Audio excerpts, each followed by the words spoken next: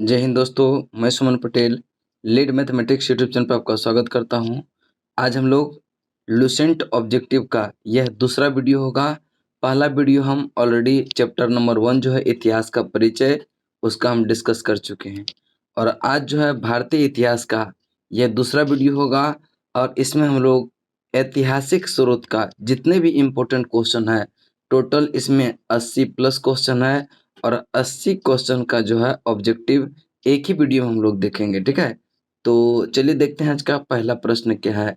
और देखिए, वीडियो को पहले देखिए और पूरा अगर लगे कि नहीं कुछ फायदा होगा तब चैनल को सब्सक्राइब कर दीजिए और अपने दोस्त के बीच शेयर भी कर दीजिए। और देखिए, जिसको भी इसका पीडीएफ प्राप्त करना हो आप मेरा टेलीग्राम चैनल यह लीड मैथमेटिक्स को ज्वाइन कर सकते हैं। लीड मैथमेटिक्स पर सारा सेट का पीडीएफ आपको मिल जाएगा। और अभी एमसीक्यू चल रहा है आपका, एमसीक्यू ऑब्जेक्टिव लुसेंट का। ठीक है, लुसेंट का इसमें हम डिस्कस करेंगे। और साइंस का स्पेशल अभी चला रहे हैं हम, यह घटना चक्र का, जो कि आपका बीएसएससी में, बीपीएससी में, बिहार दरोगा में काफी हेल्प करेगा। तो वो वीडियो भी आप लोग देखिएगा। ठीक है, तो चलते हैं, देखते हैं आज का पहला क्वेश्चन क्या है। पहला क्वेश्चन को ध्यान से पढ़िएगा, क्या कर रहा है। ऐतिहासिक स्रोत का पहला क्वेश्चन देखिए, कह रहा है कि बीते हुए युगों की घटनाओं के संबंध में जानकारी देने वाले स्रोतों को कहा जाता है क्या। तो बीते हुए युगों के यह घटनाओं के संबंध में जो जानकारी देते हैं उसी को कहते हैं ऐतिहासिक स्रोत कहते हैं। ऑप्शन ए आपका राइट आंसर होगा। प्रश्न नंबर 2 है, कह रहे निम्नलिखित में से कौन सा कथन सही है। तो कथन को आप लोग पढ़ेंगे और इसका आंसर देने का प्रयास करेंगे। तो पहला कथन ही क्या है आपका सही आंसर होगा। साहित्यिक स्रोत की तुलना में यह पुरातात्विक स्रोत यह अधिक प्रमाणित होते हैं। ठीक है, अधिक प्रमाणित होते हैं, यानी कि इसका राइट आंसर होगा ऑप्शन नंबर ए। अगला प्रश्न है, प्रश्न नंबर आपका 3, करे किस वेद में प्राचीन वैदिक युग की संस्कृति के बारे में यह सूचनाएं दिया गया। तो इसका राइट आंसर होगा यह प्राचीन वैदिक युग के बारे में, संस्कृति के बारे में जो है सूचना दिया गया ऋग्वेद में। ठीक है, और ऋग्वेद की बात करते हैं तो यह सबसे प्राचीन का वेद है और सबसे बाद का वेद है अथर्ववेद। ठीक है, और ऋग्वेद की बात करें तो ऋग्वेद के तीसरे मंडल में यह गायत्री मंत्र का उल्लेख है, 9वें मंडल में सोम देवता का उल्लेख है और 10वें मंडल में जो है यह चतुष्वर्ण समाज का उल्लेख है। यजुर्वेद की बात करते हैं, यजुर्वेद यह गद्य एवं पद दोनों में चर्चा है किसका, यजुर्वेद का।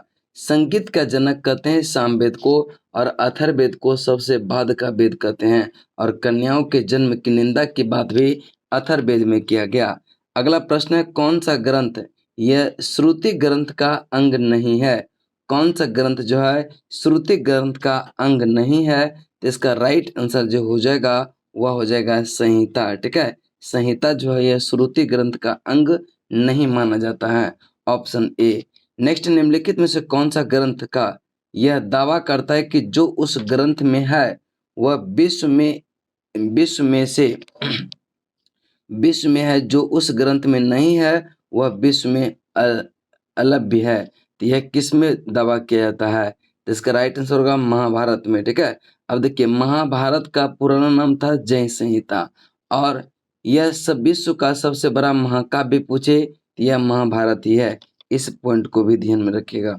नेक्स्ट है, त्रिपिटक धर्म ग्रंथ है किसका। यह त्रिपिटक जो है यह बौद्धों का है और यह प्रश्न एसएससी 2002, आरआरबी 2005, आरएएस 2012 में, यानी त्रिपिटक जो है यह किससे संबंधित, यह बौद्धों का। अब देखिए, त्रिपिटक कौन कौन सा है, यह विनय पिटक, सुत्त पिटक और एक है अभिधम पिटक।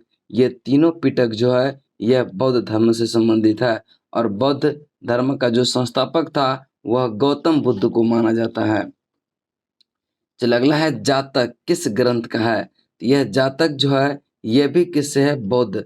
अब देखिए, बुद्ध के पुनर्जन्म की कहानी जो मिलती है वह जातक कथा मिलती है और यह प्रश्न जो है आरआरबी 2003 में पूछा गया प्रश्न है। अगला है मिलिंद पनो, जिसको कहते हैं मिलिंद के प्रश्न राजा मिलिंद और किस बौद्ध भिक्षु के मध्य संवाद के रूप में है। तो इसका राइट आंसर होगा नागसेन। ठीक है, नागसेन, यानी कि मिलिंद पनो मिलिंद पन्नों का मतलब मिलिंद के प्रश्न और राजा मिलिंद और किस बौद्ध भिक्षु के मध्य का संवाद है? यह नागसेन का, ऑप्शन ए। और यह यूपीएससी 1997 नेट जेआरएफ 2006 का प्रश्न है। निम्नलिखित में से किसकी तुलना मैकियावेली के प्रिंस से की जा सकती है? तो यह मैकियावेली के प्रिंस से तुलना कहता है कौटिल्य के अर्थशास्त्र का, ठीक है। और कौटिल्य का नाम ही है विष्णुगुप्त या फिर चाणक्य। इस पॉइंट को भी ध्यान में रखेंगे। और यह प्रश्न यूपीपीसीएस 1994 का प्रश्न पूछा गया है। कौटिल्य के अर्थशास्त्र में किस पहलू पर प्रकाश डाला गया? यह कौटिल्य के अर्थशास्त्र में राजनीति, ठीक है, राजनीतिक नीतियां के पहलू पर प्रकाश डाला गया। और कौटिल्य के अर्थशास्त्र में जो है, अगर पूछे कि अधिकरणों की संख्या कितना है, तो यह 15 है। प्रकरणों की संख्या कितना है? तो यह 180 प्रकरण की संख्या है। अगले प्रश्न की चलते हैं। कलहन की पुस्तक का नाम क्या है? तो यह कलहन की पुस्तक का नाम है राजतरंगिणी। और राजतरंगिणी जो है यह कश्मीर के शासक के बारे में वर्णन करता है। तो इसका राइट आंसर होगा राजतरंगिणी, ऑप्शन डी। और यह बीपीएससी 2011 का प्रश्न है। अष्टध्यायी किसके द्वारा लिखी गई? यह अष्टध्यायी जो है यह पाणिनि के द्वारा लिखा गया। और यह जेपीएससी 2011 का क्वेश्चन है कि अष्टध्यायी किसके द्वारा लिखा गया? यह पाणिनि के द्वारा। और पहली बार, ठीक है, पहली बार लिपि शब्द का जो प्रयोग हुआ था वह अष्टध्यायी में ही हुआ था। अगले प्रश्न की तरफ चलते हैं। करेक्ट नेक्स्ट है अष्टध्यायी हो गया। उसके बाद आपका 13 नंबर प्रश्न, महाभाष्य के रचनाकार कौन थे? तो महाभाष्य के रचनाकार थे पतंजलि। एक और लेखक याद रखेगा, चचनामा के लेखक थे अली अहमद, ठीक है। चचनामा के लेखक कौन थे? अली अहमद। इस पॉइंट को भी याद रखेगा, बहुत बार यह प्रश्न पूछा गया है। नेक्स्ट है कालिदास द्वारा रचित यह मालविकाग्निमित्र नाटक का नायक जो था वह कौन था? तो इसका राइट आंसर होगा अग्निमित्र था, ऑप्शन सी आपका राइट आंसर होगा। और यह यूपीपीसीएस 1998 में प्रश्न पूछा गया है। हर्ष चरित्र किसके द्वारा लिखी गई? तो यह हर्ष चरित्र जो लिखा गया बाणभट्ट के द्वारा, यानी कि ऑप्शन बी आपका राइट आंसर होगा। और यह एसएससी 2002 और बीपीएससी 2005 में भी यह प्रश्न पूछा गया है। नेक्स्ट है विक्रमांक, ठीक है। विक्रमांक चरित्र के रचनाकार का नाम क्या है? यह विक्रमांक चरित्र के रचनाकार का नाम जो है वह क्या है? तो इसका राइट आंसर होगा विल्हन। क्या नाम है? विल्हन, ऑप्शन आपका बी राइट आंसर होगा। अब है चंद्रवरदाई द्वारा रचित ग्रंथ का नाम क्या है? तो यह पृथ्वी राजरासो। यह किसके द्वारा? तो यह चंद्रवरदाई के द्वारा, ऑप्शन आपका ए सही आंसर है। नेक्स्ट प्रश्न चलते हैं, प्रश्न नंबर आपका 18। चलिए 18 नंबर प्रश्न को ध्यान से पढ़िएगा और आंसर देने का प्रयास कीजिएगा। निम्नलिखित में से कौन सिकंदर के साथ भारत आने वाला इतिहासकार नहीं था? तो ये देखिए, सिकंदर के साथ 3 मेन इंपोर्टेंट जो पूछा जाता है वह आया था। एक का नाम था निरियाकस, एक का अनासिक्रेटस और एक का था अरिस्टोबुलस। और जबकि जो है हेरोडोटस या सिकंदर के साथ भारत नहीं आया था। और इतिहास का पिता जो कहते हैं वह हेरोडोटस को कहते हैं। तो इसका राइट आंसर जो होगा ऑप्शन नंबर डी कि यह हेरोडोटस सिकंदर के साथ भारत नहीं आया था। अगला है निम्नलिखित में से किस विदेश यात्री ने भारत का दौरा सबसे पहले किया था? तो यह सबसे पहले जो दौरा किया था मेगास्थनीज ने किया था, ठीक है, मेगास्थनीज। और इंडिका के लेखक भी किसको मानते हैं? मेगास्थनीज को। और यह मेगास्थनीज जो है यह किसका दूत था? यह सेल्यूकस निकेटर का दूत था जो कि चंद्रगुप्त मौर्य के दरबार में आया था। इसको भी आप ध्यान में रखिएगा। और यह क्वेश्चन एसएससी 2002 का प्रश्न है। मेगास्थनीज की पुस्तक का नाम क्या है? मेगास्थनीज के पुस्तक का नाम है इंडिका। इसको ध्यान रखिएगा। और यह बीपीएससी 2005 का प्रश्न है। अगला प्रश्न है प्रश्न नंबर आपका 21। नेक्स्ट, ज्योग्राफिका की रचना किसने किया? यह ज्योग्राफिका की रचना किया था स्ट्रेबो ने। स्ट्रेबो ने, ध्यान में रखिएगा। मेगास्थनीज यह इंडिका। और नेचुरल हिस्ट्री किया था प्लिनी ने, ठीक है, नेचुरल हिस्ट्री प्लिनी ने। और एक याद रखिएगा, भारत का भूगोल नामक पुस्तक यह टॉलमी ने। भारत का भूगोल नामक पुस्तक किसने? टॉलमी में। और हेरोडोटस को कहते हैं इतिहास का पिता। नेक्स्ट है प्लिनी की पुस्तक का नाम क्या है?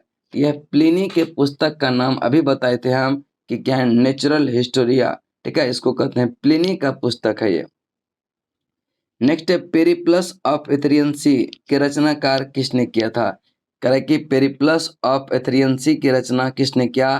तो इसका जो है कोई नाम जो है इसका ज्ञात नहीं है। इसका राइट आंसर होगा अज्ञात यूनानी लेखक ने।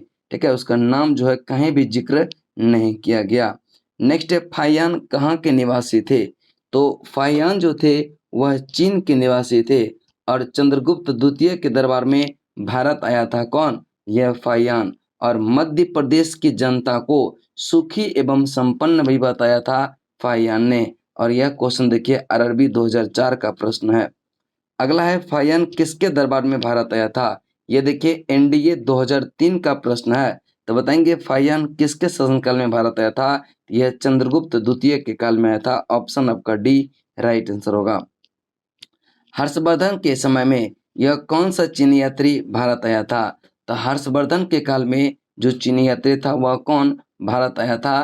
तो इसका राइट आंसर जो हो जाएगा वह कौन सा हो जाएगा। देखिए इसका आप लोग जो है 26 नंबर का आप लोग कमेंट में बताएंगे। यह क्वेश्चन दिया है एसएससी 2001 और आरआरबी 2004 में। और जिसका सही आंसर होगा उसको हम जो है हार्ट दे देंगे। तो आप लोग समझिएगा उसका जो है सही आंसर है।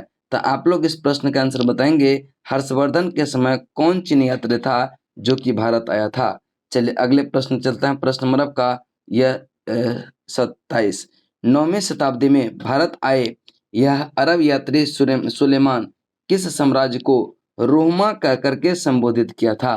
तो 9वीं शताब्दी में जो भारत आया था अरबी यात्री सुलेमान ने किस साम्राज्य को यह रोमा करके यह संबोधित किया था। तो आप लोग इसका आंसर करेंगे कौन सा हो जाएगा। इसका राइट आंसर कौन सा हो जाएगा। आप लोग इसका आंसर करेंगे जल्दी से बताएंगे इसका आंसर कौन सा हो जाएगा। तो इसका राइट आंसर जो होगा वह होगा पाल। आपका right answer option number A. Next है करें कि अलबरूनी किसके शासनकाल में इतिहासकार था। तो अलबरूनी यह महमूद गजनबी के शासनकाल में इतिहासकार था।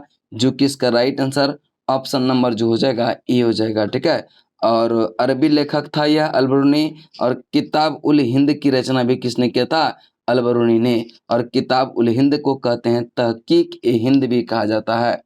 अगला प्रश्न चलते हैं। प्रश्न नंबर यात्री इब्न बतूता कहाँ से आया था। तो यात्री इब्न बतूता यह कहाँ से आया था। तो यह मोरक्को यात्री था। जो कि आपका राइट आंसर ए होगा। और रहला यात्रा वृत्तांत जो है यह भी किसका है इब्न बतूता का। और इब्न बतूता आया था मोहम्मद बिन तुगलक के काल में। मोहम्मद बिन तुगलक एमबीटी के काल में आया था। इसको ध्यान में रखिएगा। चलिए नेक्स्ट प्रश्न चलते हैं। प्रश्न नंबर आपका 30 करें कि दक्षिण अफ्रीकी यात्री इब्न बतूता किसके शासनकाल में भारत आया था। तभी हुआ है। और यह क्वेश्चन देखिए आरआरबी 2005 का प्रश्न है। तो यह मोहम्मद बिन तुगलक के काल में 1333 के आसपास में यह आया था। अगला प्रश्न करें कि फरमान के फारस के सुल्तान मिर्जा शाहरुख के राजदूत अब्दुल रज्जाक ने किस विजयनगर सम्राट के शासनकाल में विजयनगर की यात्रा किया था। तो इसका राइट आंसर जो होगा वह कृष्ण देवराय द्वितीय। ठीक है, देवराय द्वितीय जो कि आपका option number B right answer होगा। नेक्स्ट चलते हैं करें कि भारतीय पुरातत्व सर्वेक्षण की स्थापना जो हुआ था वह कब हुआ था। भारतीय पुरातत्व सर्वेक्षण विभाग की स्थापना यह 1861 में हुआ था। ऑप्शन आपका डी राइट आंसर होगा। नेक्स्ट है भारतीय पुरातत्व का जनक यह किसे कहा जाता है। यह भारतीय पुरातत्व का जनक जो कहते हैं वह अलेक्जेंडर कनिंघम को कहते हैं। और यह क्वेश्चन एमपीपीसीएस 2017 का प्रश्न है, ध्यान से देखिएगा। अगला है 34 नंबर। निम्नलिखित में से विद्वानों में हड़प्पा सभ्यता का सर्वप्रथम खोज किसने किया था। तो हड़प्पा सभ्यता का खोज किया था दयाराम साहनी ने। और यह कब किया था 1921 में। और यह प्रश्न देखिए एसएससी 1999 में यह पूछा गया है। और हड़प्पा जो है वह रावी नदी के तट पर है। हड़प्पा रावी नदी के तट पर है। और हड़प्पा से ही समाधान R37 यह मिला है। तो इसको ध्यान में रखिएगा।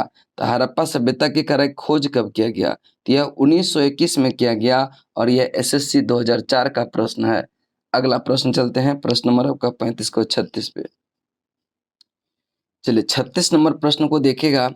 सिंधु घाटी सभ्यता की खोज निकालने में जिन दो भारतीय का नाम जुड़ा था वे कौन है? तो यह दयाराम साहनी और रखाल दास बनर्जी, ये दोनों को याद रखिएगा। यही दोनों जो कि सिंधु घाटी खोज में जो है ये दो भारतीय का नाम जुड़ा हुआ है। और यह क्वेश्चन देखिए छत्तीसगढ़ पीसीएस 2003 में यह प्रश्न पूछा गया था। चलिए अगला प्रश्न चलते हैं। प्रश्न नंबर आपका 37 करा कि हड़प्पा एवं मोहनजोदड़ो की पुरातात्विक खुदाई के प्रभारी जो थे वह कौन थे? तो इसका राइट आंसर होगा सर जॉन मार्शल थे। ऑप्शन बी आपका राइट आंसर होगा। और यह क्वेश्चन RAS RTS ये प्रश्न पूछा गया है। ऑप्शन बी आपका राइट आंसर होगा।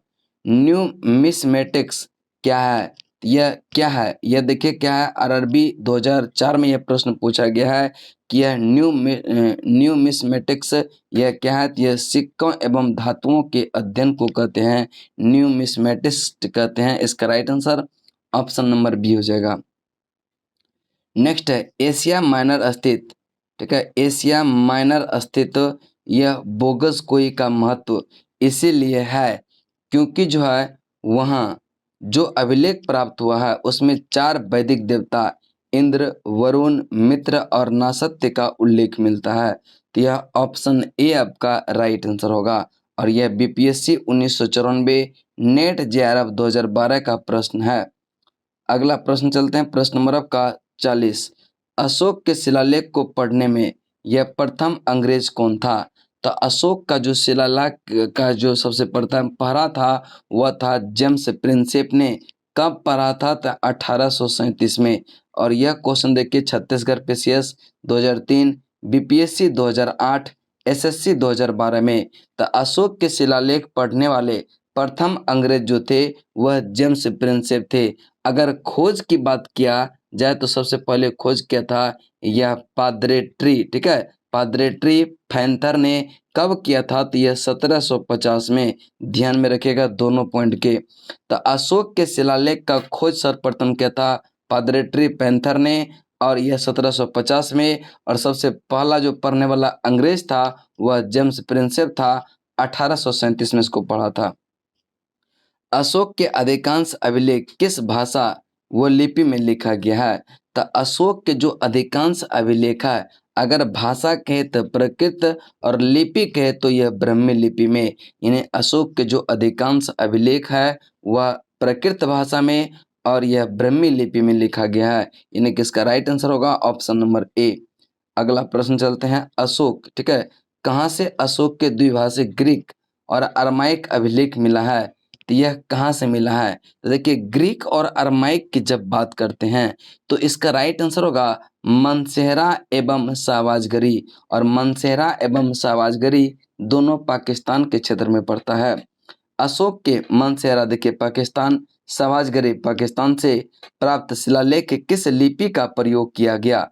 तो इसका राइट आंसर होगा किस लिपि का प्रयोग किया गया। और देखिए यह छत्तीसगढ़ PCS 2012 का क्वेश्चन है। यह खरोष्ठी लिपि का किया गया। ऑप्शन ए आपका राइट आंसर होगा। नेक्स्ट आपका 44 प्राचीन भारत में कौन सी एक लिपि दाएं से बाईं ओर, देखिए बहुत इंपॉर्टेंट क्वेश्चन है और ये UPSC भी एक क्वेश्चन को पूछा गया है 1997 में। तो प्राचीन भारत में कौन सी एक लिपि है जो कि दाएं से बाईं ओर लिखी जाती है? तो इसका राइट आंसर जो होगा वह खरोष्ठी लिपि ही है। ऑप्शन डी आपका राइट आंसर होगा। नेक्स्ट है हेलियोडोरस का बेसनगर अभिलेख संदर्भित है किससे? तो हेलियोडोरस का जो बेसनगर अभिलेख है वह संदर्भित है केवल वासुदेव से। और यह प्रश्न UP PCS 1999 में पूछा गया है। निम्नलिखित में से कौन सा अभिलेख कलिंग राजा खारवेल, ठीक है, कलिंग नरेश खारवेल से संबंधित है? तो कलिंग राजा खारवेल से संबंधित जो है यह हाथी गुफा अभिलेख है। जूनागढ़ से संबंधित है रुद्रदामन और नासिक से है गौतमी बलश्री। ध्यान में रखिएगा। अगला प्रश्न है प्रश्न नंबर आपका 47 नंबर को आंसर दीजिए।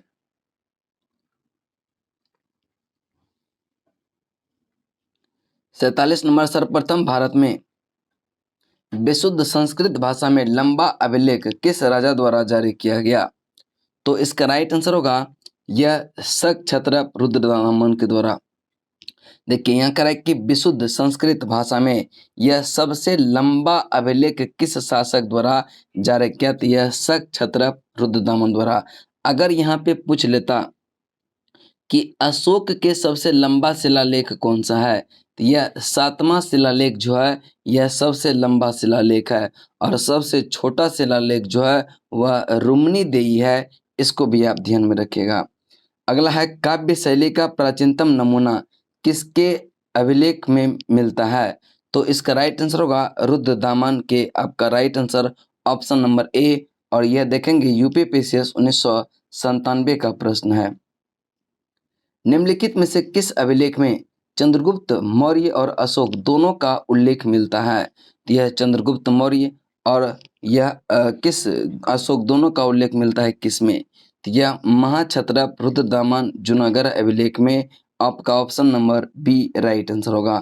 और यह प्रश्न देखिए यूपीपीसीएस 2008 में पूछा गया प्रश्न है।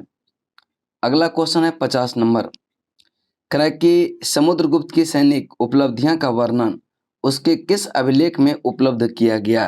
तो इसका राइट आंसर होगा यह प्रयाग। आपका ऑप्शन डी राइट आंसर होगा। और यह यूपीपीसीएस 2002 में और बीपीएससी 2008 में यह प्रश्न पूछा गया है। नेक्स्ट है प्रयाग प्रस्ती अभिलेख का लेखन हरिसेन किस शासक का दरबारी कवि था?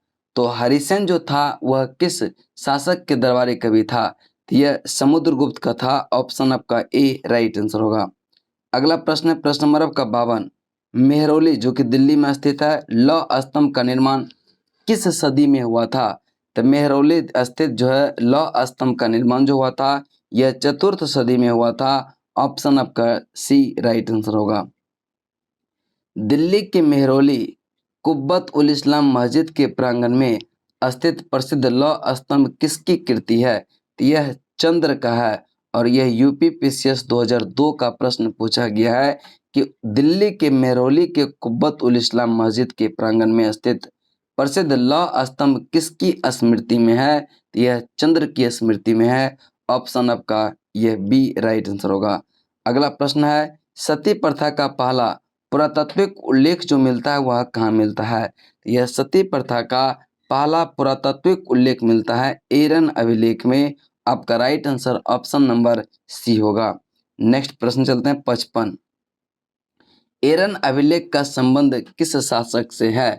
तो एरन अभिलेख का संबंध जो है यह भानुगुप्त से है, जो कि आरआरबी 2005 में यह प्रश्न पूछा भी गया है। अगला है ऐहोल प्रस्ती के रचयिता रवि कीर्ति किस चालुक्य शासक का दरबारी कवि था? तो यह रवि कीर्ति जो है यह किस चालुक्य शासक का दरबारी कवि था? तो इसका राइट आंसर होगा पुलकेशिन द्वितीय का। ऑप्शन बी आपका राइट आंसर होगा। 57 कह रहा है कि हर्ष एवं पुलकेशिन द्वितीय के मध्य हुए संघर्ष की जानकारी कहाँ से मिलती है? तो यह ऐहोल अभिलेख से मिलती है। ऑप्शन ए आपका राइट आंसर होगा। नेक्स्ट है कवि कालिदास के नाम का उल्लेख किस लेख में हुआ है?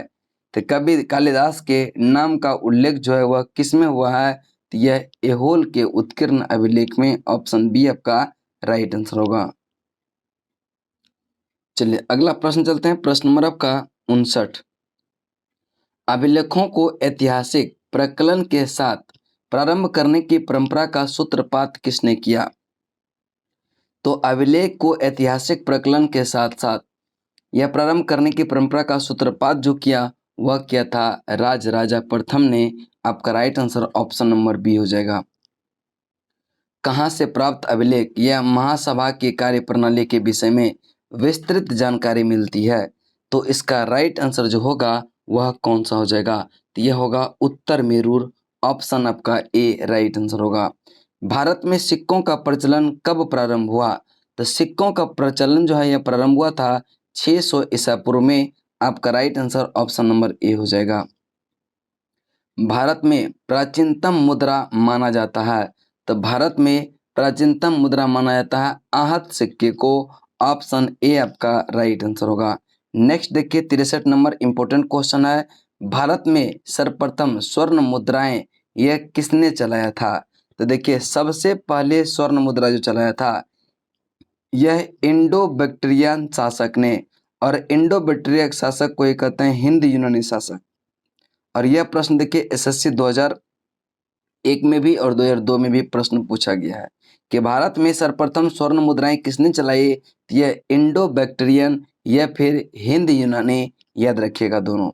नेक्स्ट है करें निम्नलिखित में से किसने सोने के सर्वाधिक सिक्के जारी किए। तो देखिए सर्वाधिक सिक्के की बात करते हैं तो यह सोने का सर्वाधिक सिक्के जो जारी हुआ था यह कुषाण के काल में, और अगर गुप्त काल दे तो यह गुप्त काल भी होगा, इसको भी याद रखिएगा। नेक्स्ट चलते हैं क्वेश्चन नंबर आपका सातवाहन के समय में मुद्रा सर्वाधिक जो है किस धातु से बने थे। तो ये देखिए सातवाहन का जो शासक था वह लेन देन के लिए भी शीशे के सिक्के का प्रयोग करते थे। तो इसका राइट आंसर तो होना चाहिए शीशे का ही, और शीशे का ही आपका क्या होगा, राइट आंसर होगा। निम्नलिखित में से किसने बड़े पैमाने पर स्वर्ण मुद्राएं जारी किया। तो देखिए इसमें जो कुषाण शासकों ने, आपका राइट आंसर होगा ऑप्शन नंबर सी, और यह आरआरबी 2006 का प्रश्न पूछा गया। तो आगे चलते हैं, प्रश्न नंबर आपका हो जाएगा कौन सा, 67 नंबर प्रश्न को ध्यान से देखिएगा।